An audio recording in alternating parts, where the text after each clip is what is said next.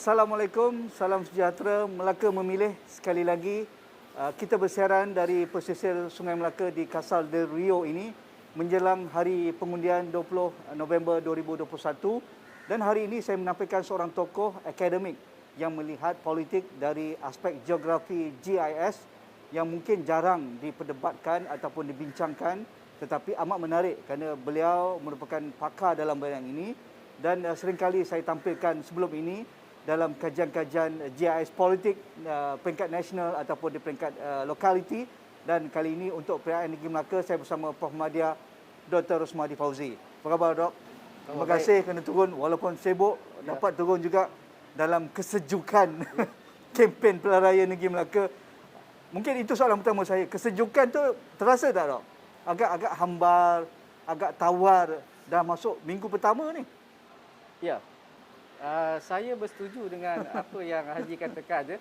Walaupun cuaca kita ni panas, panas. Waktu hujung minggu ni. Ya, tapi nampaknya secara relatifnya seakan sejuk dan orang kata ada kemendungan lah, mendung, cuaca mendung. Ya. Dari segi senario politik di Melaka.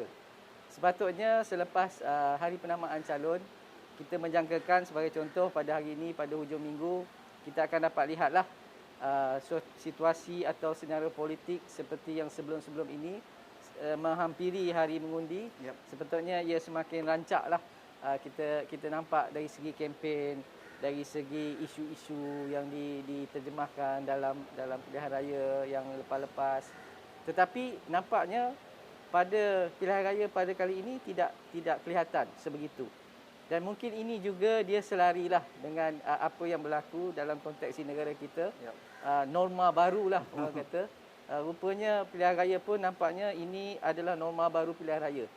Di mana kita juga tidak boleh nafikanlah perkara ini memang realitinya berlaku dengan SOP yang ketat dan pelbagai kaedah-kaedah yang agak berbeza daripada sebelum ini. Jadi adakah sedikit mengecewakan sebagai pengkaji GIS politik? Bagi saya sebenarnya kita sebagai pengkaji kita raikan semua situasi. Sebab apa? Apa pun situasinya kita anggap ini adalah satu bahan untuk kita selidiki dalam konteks pendidikan. Mungkin situasi ini juga akan menjadi perkara bukan norma baru, norma biasa pada pilihan raya yang ke-15 nanti. Jadi ini mungkin benchmark lah yang kita boleh lihat dari segi apakah pendekatan yang diguna pakai oleh calon parti, tetapi apa yang lebih penting saya rasa pada hari ini adalah pengundi dan rakyat Melaka itu sendiri. Ya. Okey, menarik. Bagi Prof Madya Dr. Rosmadi Fauzi, mungkin kita agak kata pun ambil mudah, agak skeptikal naratif Melaka ini sebuah negeri pelancongan, sebuah negeri bersejarah, ada 5 parlimen di bawahnya iaitu Hang Tuah Jaya, Tangga Batu, Masjid Tanah, Alor Gajah dan Jasin. Dan terbentuklah 28 Dewan Undangan Negeri di bawah 5 parlimen ini. Tetapi dari sudut GIS, mengapa kita perlu sedikit menoleh ke belakang sedikit tentang negeri Melaka? Mengapa ini penting juga untuk kita fahami sehinggalah tahun 2021 selepas Pilihan Raya Umum 2018? Okey. Mungkin saya boleh katakan begini ya. Mungkin ramai yang tidak tahu apa GIS ni. Ini adalah satu bidang lah dalam geografi dan kita mengkaji pilihan raya dari perspektif pemetaan dan juga kita melihat elemen-elemen ruang ataupun geografi yang ada dalam mengkaji situasi politik. Dan kalau kita lihat ramai penganalisis sebelum ini banyak mengulas tentang pilihan raya politik sebagainya dari segi dasar, dari segi polisi, dari segi isu-isu yang dimainkan. Apa bezanya yang saya lakukan dalam kajian saya adalah kita melihat dari segi pemetaan yang kita buat. Kita bangunkan database macam Haji kata tadi, ada 28 DUN, ada parlimen dan sebagainya. Dari perspektif kami, apa yang kita lakukan, kita melihat contohlah Melaka ni, walaupun orang kata Melaka ni antara negeri yang saiznya kecil, tetapi kalau kita buat perbandingan, saiz Melaka ni adalah 7 kali Kuala Lumpur dari segi saiz, 2 kali daripada Singapura. Jadi kalau saya buat perbandingan apa maknanya saiz ini, mungkin kita boleh katakan apa yang terkandung di Melaka ini pengundi adalah rakyat. Adakah pemikiran pengundi dan rakyat ini 7 kali pemikirannya lebih maju daripada Kuala Lumpur sebagai contoh, ataupun 2 kali ganda daripada Singapura? Dan mungkin dari segi macam Haji kata, dari perspektif sejarahnya, walaupun Melaka terkenal sebagai bandar yang bersejarah, sejauh mana ia sejarah yang macam dahulu, mungkin lebih sophisticated pada hari ini. Dan kita melihat kepelbagaian tu. Dan dalam geografi, kita tidak boleh pukul rata ya semua pemikiran pengundi itu sama di semua tempat. Sejauh mana keseluruhan pengundi di Melaka ini mempunyai pemikiran yang sama, pandangan mereka terhadap calon, terhadap parti dan juga kaedah norma baru ini. Mungkin daripada 28 DUN itu, kita mempunyai 28 kepelbagaian oleh pengundi melihat apa yang berlaku dalam senario politik di Melaka.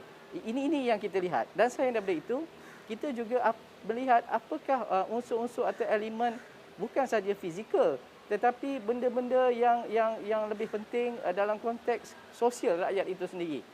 Kalau kita tengok di Melaka, sejauh mana lebuh raya yang ada di Melaka, guna tanah yang ada. Dari segi pemetaan saya, dulu mungkin dari segi kemenangan parti, dia tertumpu di kawasan bandar. Tetapi secara perlahan kita petakan rebakan pemikiran rakyat dan sokongan pengundian terhadap contoh Barisan Nasional tu semakin kecut dan PH semakin mendominasi kawasan bandar. Dan kita lihat juga kawasan bandar ni semakin berkembang. Okey, jadi kalau menuju PRU15, mungkin satu hari nanti keseluruhan, bukan PRU15, PRU yang ke depan, seluruh Melaka ini juga akan menjadi kawasan bandar. Tetapi kita tidak boleh lihat juga secara fizikalnya betul ada kawasan pendalaman dan kawasan luar bandar. Kita harus juga fikirkan sejauh mana keseluruhan 28 DUN itu mempunyai elemen-elemen bandar. Elemen-elemen, kalau dalam pilihan raya ni, mungkin saya kata kalau bercakap tentang isu non-policy. Isu bukan lagi isu material, bukan isu lagi isu jalan raya. Walaupun mungkin ada isu tentang jalan raya, tapi mereka nak jalan raya yang lebih besar, lebih selesa, yang tidak ada traffic jam. Dan saya juga berkesempatan berjumpa dengan beberapa orang pengundi dan menanyakan pandangan. Saya agak terperanjat, walaupun lokasinya di kawasan luar bandar, tapi pemikiran mereka jauh ke hadapan. Bercakap tentang hak, bercakap tentang internet, bercakap tentang perkhidmatan yang sepatutnya diberikan yang lebih berkualiti. Ini agak memeranjatkan. Jadi saya harus juga memberi pandangan jugalah kepada pihak parti dan calon. Jangan mereka pukul rata maksudnya pengundi ini seperti dahulu. Kan mungkin berbeza mengikut kawasan dan lokasi itu. Ini yang kita lihat dari segi pemetaan GIS. Dan dari segi parameter, kita nampak ada parameter-parameter baru atau faktor-faktor baru dalam mengkaji pilihan raya. Kita tidak boleh lagi melihat kepada faktor-faktor tradisional lah, saya katakan. Melihat kepada faktor etnik, faktor umur, kan, faktor agama, faktor-faktor demografik. Kita harus melihat faktor-faktor baru. Di antaranya macam saya petakan coverage internet di 28 DUN. Kenapa perlu pentingnya pemetaan coverage internet? Kerana bila SOP baru ni, kempen tidak boleh dijalankan dan sebagainya, banyak kempen harus dijalankan di atas talian. Ya. Ini penting untuk calon berkempen, dan kita dapat lihat lebih 80% muka baru. Jadi bila tiada kempen secara fizikal, cabarannya sejauh mana mereka harus menjuarai lah untuk berkempen di atas talian ini. Ini merupakan cabaran saya lihat dalam PRN Melaka ini. Okay, cuba Dr. Rosmadi jelaskan. Kalau Melaka ini satu ketika dianggap kubu kuat Barisan Nasional. Ya. Kalau daripada pemetaan geografi politik GIS itu, daripada pilihan raya 2004, 2008 kita melihat perebakan itu bermula. Kalau dahulu hanya tumpuan yang dikatakan akan jatuh kepada pembangkang. Kita merujuk pembangkang ketika itu DAP. Tapi sekarang pembangkang yang sudah pun merasa jadi kerajaan adalah Pakatan Harapan. Jadi boleh Dok jelaskan, ramai menganggap bahawa isu dominan apabila kita cerita politik di negeri, termasuk negeri Melaka ini adalah atas landasan ataupun atas garisan etnik dan kaum. di sini 65% Melayu, jadi kalau kita dapat peratusan Melayu sekian-sekian, kita dah boleh menang. Begitu juga kalau kawasan bandar ni, misalnya di kawasan Kota Melaka, kawasan agak seimbang, representasi kaum 50% Cina, 45% Melayu, 5% India. Jadi kalau kita dapat 45% Cina, kita dah boleh menang. Adakah semudah itu dari aspek GIS politik? Tapi apabila saya melihat map yang dikongsikan oleh Dr. Rosmadi itu, saya rasa ia melangkaui ras ataupun garisan-garisan ras, etnik ini dan juga agama. Boleh Dok jelaskan? Ya, kalau kita lihat ya, seperti Haji katakan dan tadi saya telah maklumkanlah, ramai orang bila menganalisis tentang senario pilihan raya dan sebagainya, mereka pergi kepada faktor-faktor asas tadilah, faktor etnik dan sebagainya ya. Tapi macam saya kata, politik pada hari ini kita harus melihat kepada faktor-faktor baru atau parameter baru yang muncul. Dan mungkin yang lebih penting sekarang ni kepada parti dan calon tidak melihat kepada orang kata formula ataupun percaturan menang kalah itu hanya berdasarkan kepada etnik. Kita juga harus melihat kepada apakah yang dimahukan oleh rakyat. Kalau perkara itu boleh saya petakan. Kalau katakan isunya internet lah sebagai contoh. Ya. Dalam 28 DUN tu kalau dipetakan, mana yang berpuas hati tentang servis atau perkhidmatan yang diadakan. Ini harus dilihat, bukan saja hanya melihat kepada taburan etnik, taburan umur. Ketidakpuashati rakyat itu harus dilihat, dan kita lihat juga kepelbagaian dalam guna tanah di Melaka. Bukannya semuanya sama. Betul.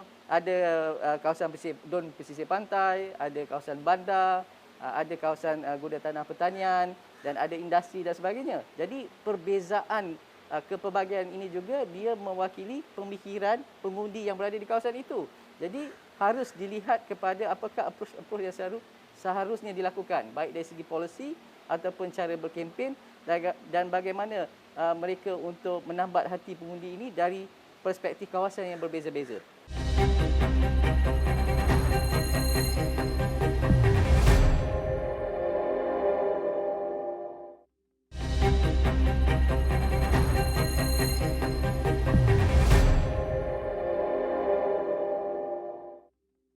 Dok, kalau sebagai contoh, di Melaka satu ketika dahulu, mungkin dekad yang lalu hanya 3 parlimen. Jasin, Melaka Tengah dan juga Alor Gajah. Ya. Tetapi apabila dipecahkan lagi beberapa kawasan pentadbiran daerah, Hang Tuah Jaya diwujudkan. Masjid Tanah dan dibagi dua kepada Alor Gajah. Ya. Begitu juga di kawasan Bandar Melaka dikekal dengan Kota Melaka. Dan di bawah itulah yang terletaknya DUN-DUN yang kita cantumkan menjadi 28 DUN. Ya. Dari aspek GIS peribahkan tadi yang kita tengok dalam map yang dikongsikan itu, jelas bahawa kawasan ini semakin melebar. Apabila jaringan jalan raya yang semakin luas, perbandaran semakin banyak, iaitu taman-taman perumahan dan juga kawasan-kawasan industri. Perbandaran sudah memasuki kawasan pinggir bandar dan juga kawasan kampung, termasuk di Masjid Tanah ataupun di Alor Gajah dan juga sebahagian daripada Jasin itu. Jadi boleh Dok jelaskan mengapa ini perlu dilihat juga oleh pemain politik dan juga parti politik, bahawa anda kalau tidak bersama dengan cara pemikiran pemetaan sebegini, anda menganggap semua cara pemikiran politik itu sama pada 2004 ataupun 1998, mungkin anda tidak berjaya menarik ramai pendukung-pendukung apa yang anda tampilkan sebagai calon dan juga manifesto anda. Ya, ini yang kami dapatilah berdasarkan pemetaan ya.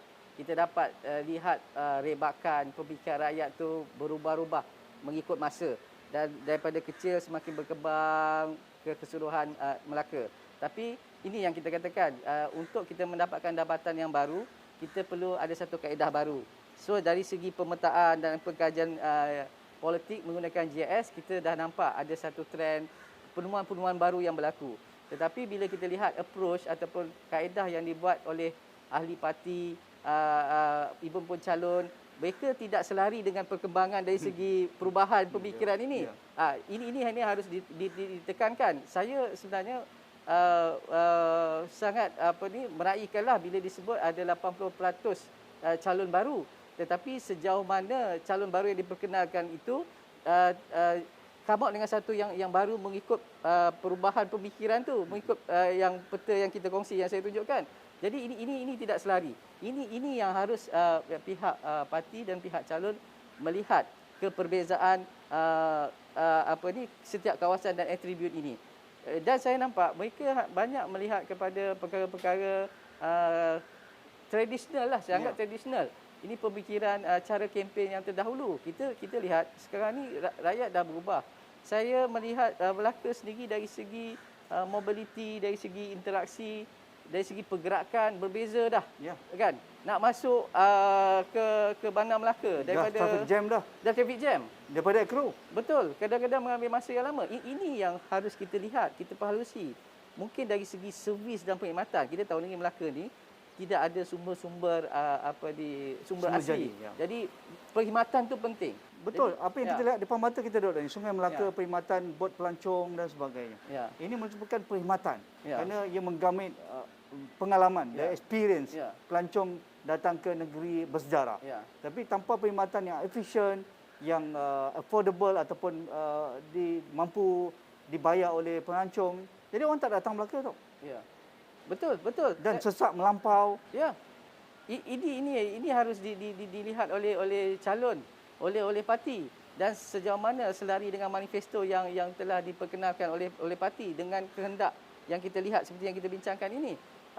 Jadi itu penting, dan dari segi calon-calon yang dipertandingkan.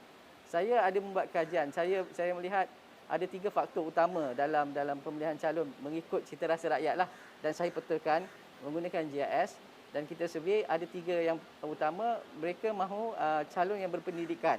Yang kedua, mereka mahu calon yang bersih, yang tidak ada liability, dan ketiga adalah calon yang berpengalaman. Jadi maksud calon muda dan calon yang tua ini tidak timbul, tetapi pengalaman itu penting. Saya nampak di situ. Jadi ini yang saya lihat. Setiap calon harus come out dengan satu solution ataupun jalan penyelesaian dalam menyelesaikan setiap kawasan yang mereka bertanding, supaya dia dapat meningkatkan happiness rakyat, dan rakyat akan lebih memilih mereka berbanding daripada mengikut cara lama lah, yang macam Tuan Haji katakan tadi, kempen secara etnik, kempen secara dahulu tanpa melihat kepada isu-isu yang terdapat di setiap kawasan. Dan kita dapat lihat terdapat banyak kepelbagaian di Melaka ini yang saya dapat lihat setakat inilah dari segi perubahan pengundi itu.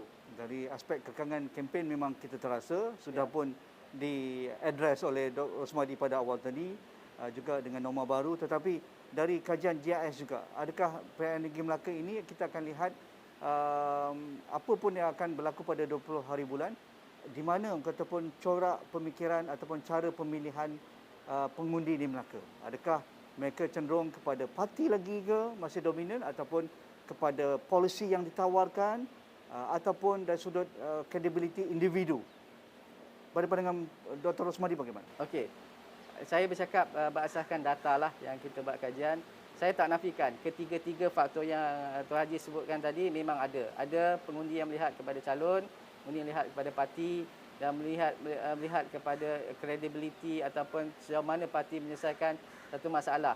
Tetapi dari segi pemetaan GIS, perkara ini berbeza-beza berdasarkan 28 DUN itu tadi. Tapi apa yang dapat saya lihat, yang memilih mengundi parti ini biasanya dari segi umur, mereka yang lebih berumur dan mereka agak tegar kepada parti masing-masing. Tetapi yang melihat kepada calon ini biasanya yang lebih muda, dan juga mereka yang non-partisan. Mereka yang di luar, tidak berparti, dan mereka yang di atas pagar. Dan cabaran setiap calon dan parti menjelang pilihan pada 20 hari bulan hari mengundi ini, approach saya, pada pandangan saya berdasarkan data GIS yang kita ada, pihak parti harus melihat ataupun calon approach seberapa ramai pengundi di atas pagar ini. Tetapi apa yang menarik yang saya lihat, pengundi di atas pagar ni semakin ramai. Dulu mereka sangat tegar pada satu parti, tetapi bila saya bercakap, bersembang dengan mereka, mereka bercakap tentang non-material. Mereka bercakap tentang hak. Dan saya tengok profil itu adalah berlawanan dengan hipotesis yang sedia ada. Jadi ini satu perubahan yang sangat ketara, yang pihak calon dan pihak parti harus fokus, harus evaluasi. Kerana saya nampak perubahan mereka melihat pada kualiti. Mungkin dari segi parti itu berkurang, tapi mereka melihat daripada segi calon itu sendiri dalam membuat pilihan. Dan kita lihat pada situasi sekarang cabarannya calon sukar untuk berkempen. Dan berkempen pula secara fizikal tidak boleh dijalankan, tetapi di atas talian. Dengan penggunaan internet dan juga coverage internet yang ada yang okey, yang tak okey. Jadi ini adalah satu cabaran besar yang dihadapi oleh parti dan calon, especially calon-calon barulah, muka baru. Ini yang saya lihat dapatan daripada kajian saya. Adakah ada tambahan faktor juga tentang bagaimana corak ataupun pola pengundian? Kerana pengalaman 2018, kita lihat pertama kali Barisan Nasional kalah di peringkat persekutuan, tetapi dengan langkah Sheraton tidak sampai 22 bulan, mandat rakyat yang diberikan itu runtuh ataupun jatuh dengan terbinanya kerajaan baru di bawah banner Perikatan Nasional campur Barisan Nasional. Begitu juga di Melaka. Tak semena-mena orang Melaka dipaksa untuk mengundi, dan dari sentimen yang saya dapat cerap dan juga mungkin ramai di kalangan pemerhati politik cerap, ini satu paksaan kepada mereka. Mereka tak mahu pilihan raya umum negeri Melaka kerana masih dalam COVID, baru memasuki fasa keempat. Dengan permainan politik elit ini, mereka agak menyampah, mereka agak bosan, dan juga mereka rasakan perlu dihukum orang-orang macam ni. Adakah hukuman itu akan dibuktikan di kotak undi dengan mereka memilih calon yang berprinsip, yang akan memegang mandat rakyat 5 tahun itu, dan mereka tidak suka orang yang melompat sana melompat sini, dan akhirnya penat mereka membuat pilihan, dan akhirnya hanya dikotak-katikkan oleh beberapa orang elit-elit politik itu. Bukan hanya mereka memikirkan hak rakyat dan juga apa yang sudah rakyat pilih pada 2018. Adakah itu juga akan menjadi faktor, Dok, untuk Melaka mungkin akan jadi benchmark juga untuk pilihan raya umum ke-15 nanti? Ya, saya bersetuju seperti yang Haji katakan. Pilihan raya ini di Melaka ini mungkin kemungkinan besar menjadi benchmark untuk kita mengkaji pola senario pilihan raya bagi keseluruhan di Malaysia pada menjelang PRU15. Sejauh mana pemilihan pengundi itu dia berasaskan kepada perkara yang disebut tadi. Jadi ini yang harus dilihat oleh parti dan oleh calon. Dan saya melihat perkara ini penting bagi pengundi di Melaka, kerana ini yang menentukan masa hadapan mereka untuk 5 tahun ke hadapan, dan mereka harus bijak untuk memilih parti dan calon mana yang harus mereka pilih. Walaupun dijangkakan mungkin peratus keluar mengundi itu agak rendah, seperti yang dikatakan tadi, ramai yang tidak berpuas hati dengan berlakunya pilihan raya negeri ini ya. Jadi ini harus kita lihat juga impak yang berlaku terhadap rakyat dan pengundi di Melaka. Sejauh mana pilihan raya mengejut sebegini ini merupakan satu yang diterima oleh rakyat. Ini penting. Ini penting. Kita tidak boleh mengambil risiko, dan kita tidak boleh menjadikan ini satu perkara yang mudah ya untuk melakukan perkara yang sebesar ini pada pandangan saya. Dan ya, saya bersetuju ini juga akan menjadi satu kajian, satu pemerhatian yang kita harus lihatlah menuju kepada PRU15, bukan sahaja kepada calon, kepada parti, malah kepada pihak SPR sendiri dalam menjalankan SOP pilihan raya. Menarik.